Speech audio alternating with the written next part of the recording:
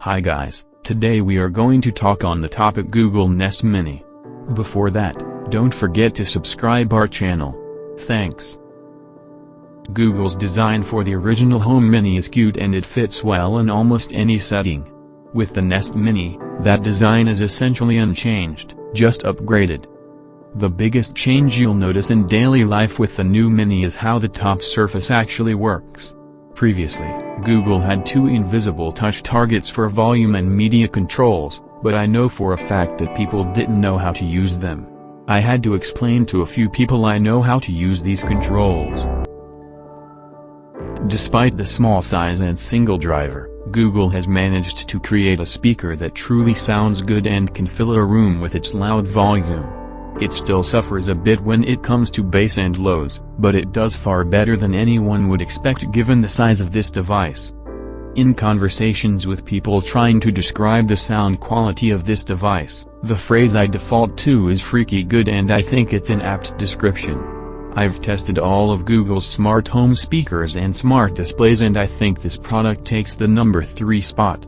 It's nowhere near as good as the Google Home Max and still fails behind the clarity of the Nest Hub Max, but it's better than the original Google Home Dash, perhaps with slightly lesser volume dash, and destroys both the Nest Hub and Home Mini. The biggest upgrade Google gave to the Nest Mini over the original Home Mini is its sound quality.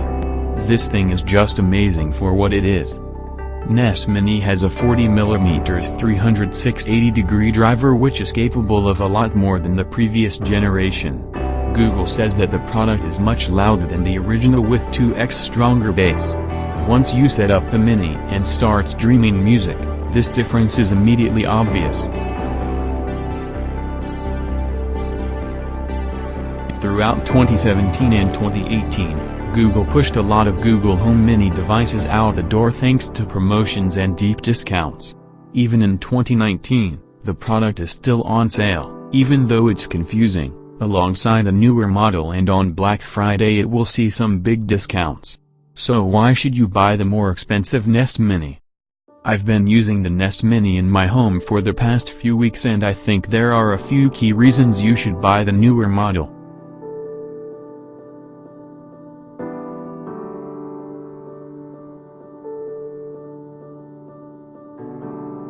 Google's collection of smart speakers and displays has been slowly evolving over the past few years, but 2017's Google Home Mini was largely regarded as the best product for most people.